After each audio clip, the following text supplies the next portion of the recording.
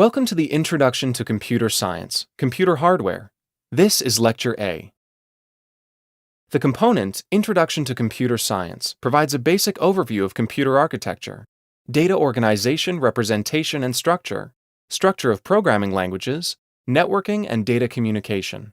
It also includes the basic terminology of computing. The learning objectives for this unit, Computer Hardware, are to describe the major components of a computer system, provide examples of input and output devices used in healthcare, discuss primary and secondary storage devices, introduce binary notation and describe data representation, storage, and manipulation in binary format, introduce data types and explain how different data types are stored and addressed, describe the functionality of the Central Processing Unit, or CPU, and provide examples of CPUs designed for healthcare applications. This lecture will discuss what a computer is.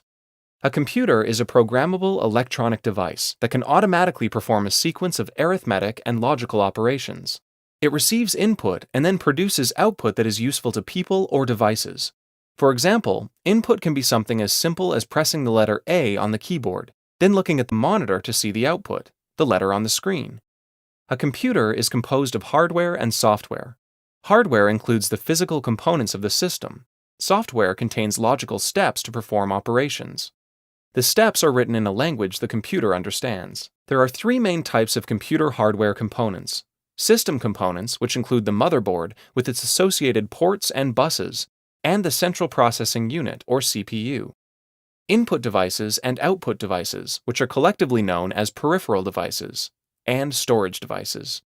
We will talk about each of these in detail during the rest of this lecture and in the next lecture as well. The motherboard, also known as the main board, system board, base board, or logic board, is a computer's main printed circuit board, or PCB, with circuitry imprinted or affixed to a firm, flat surface. The motherboard holds a computer's principal components, which we will get into in a moment, and provides communication between those components. It also provides connectors to peripheral devices. This is an image of a modern laptop motherboard. The white rectangle on the left side of the motherboard shows where the CPU will be located when it is installed. The black rectangle surrounding the CPU socket is where the fan for the CPU will go, as well as the heat sink, which also helps cool the CPU. There are two RAM slots, the long yellow and orange rectangles just behind the CPU. RAM modules could be installed on the motherboard in one or both of the slots shown.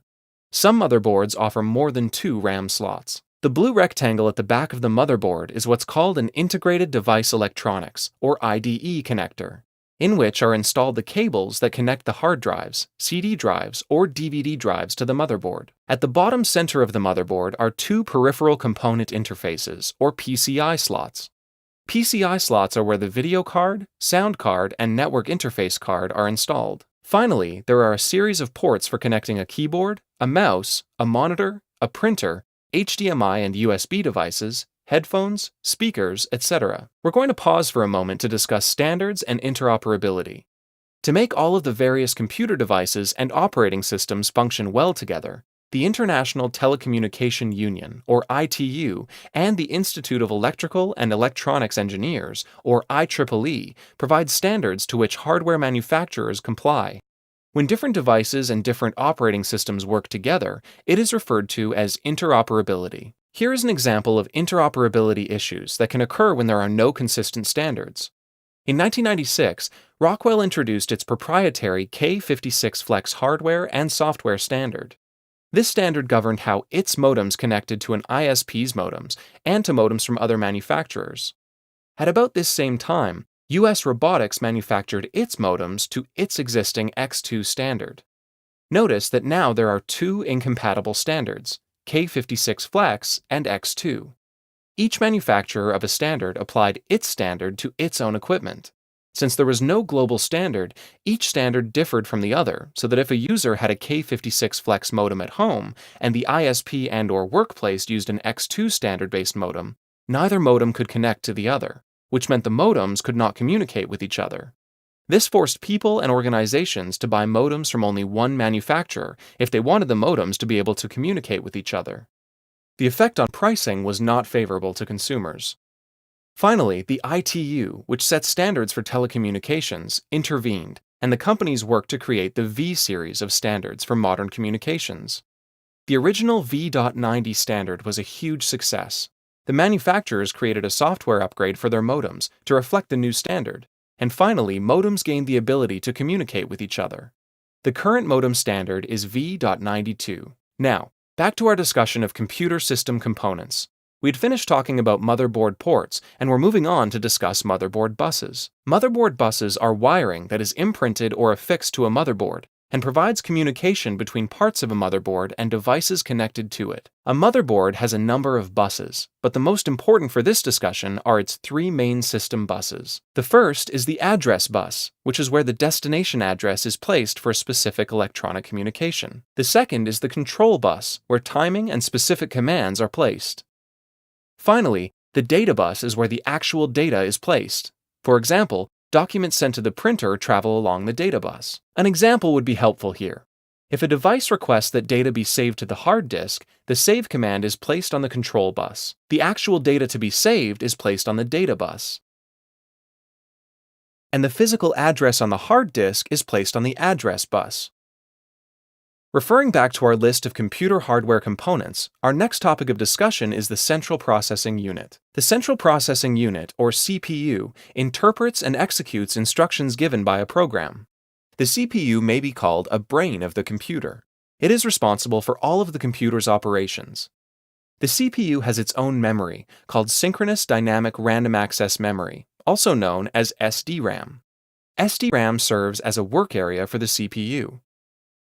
A multi-core processor is a CPU with two or more processing units, known as cores, that act independently of each other. Modern computers can have multiple processors. Let's move on to our next topic, peripheral computer devices. A peripheral computer device is input or output hardware that connects to the computer, but is not part of its essential architecture and is not installed inside the computer case. There are many types of computer input devices. Input devices transform external information for computer processing. A keyboard is an input device. Its keystrokes are interpreted by software as some type of symbol or symbols. For example, the capital letter A, when typed into a word processing document, is sent electronically from the keyboard in binary code to the motherboard, then output to the monitor. A mouse is used to select and move items on the screen. Microphones can also provide input to a computer. A microphone converts an acoustic signal into a digital signal. Touchpads are an input device found on all modern laptops. A touchpad surface is pressure sensitive. It is able to detect finger movement and then translate that into pointer movement on a laptop screen. Other common input devices include game joysticks, cameras, fingerprint readers, QR code readers, and barcode readers. The world of healthcare offers many different computer input devices. One device that a health informatician may encounter is the computerized tomography, or CT scanner. A CT scan is a diagnostic procedure that uses special X-ray equipment, the scanner, to obtain cross-sectional pictures of the body. The image shown on this slide displays a Philips 64 slice, or Brilliance scanner. Another type of scanning input device is the positron emission tomography, or PET scan. This type of scan represents a nuclear medicine imaging technique which produces a three-dimensional image, or picture, of functional processes in the body. Another healthcare-related computer input device is a sonographic instrument. This device uses sound waves to produce an image. This technology is known as ultrasonography. In the image on this slide, there are a number of input devices connected to a computer through device ports. The software recognizes the input and then outputs it on the screen. Echoes are received as input from a sonographic probe and then translated into image output on the screen. One final healthcare-related computer input device is a magnetic resonance imaging, or MRI scanner. To use this type of equipment, a body is placed in a magnetic field and then flooded with a radio frequency pulse that produces an image of the body's interior structure. The image shown on this slide represents the output of an MRI scan of a human head. Now, let's turn our attention to output devices.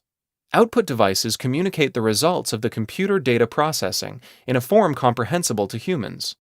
Common output devices are monitors, printers, projectors, and speakers. Most computer users are familiar with many different types of output devices.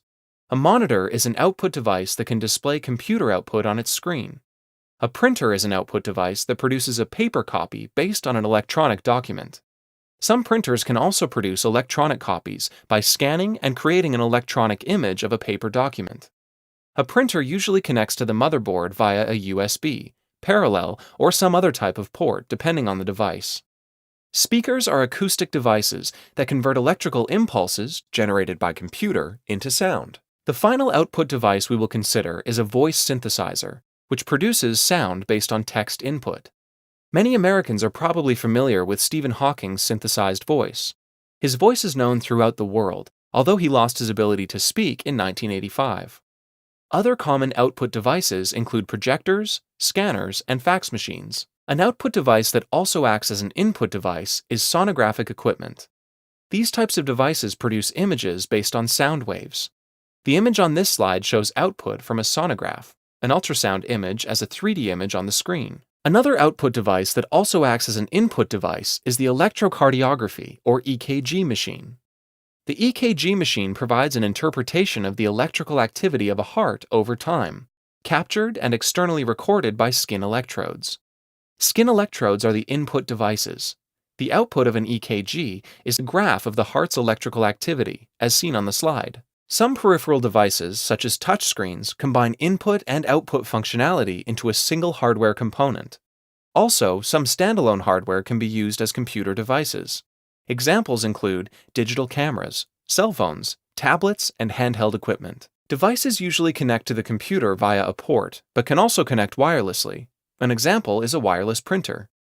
Devices communicate by sending and/or receiving electronic signals. This concludes Lecture A of Computer Hardware. In summary, this lecture discussed the major computer elements, including the motherboard, CPU, input and output devices, and peripheral devices. Peripheral devices are pieces of hardware that are not installed inside the computer. They can connect to a computer through a port or wirelessly. This lecture also pointed out that input devices include a variety of hardware, including the keyboard, mouse, and microphones. Medical input devices include CT scanners, PET scanners, sonographic instruments, and MRI scanners. Output devices include monitors, printers, and speakers. Medical output devices include sonographic image producers, EKG systems, and voice synthesizers.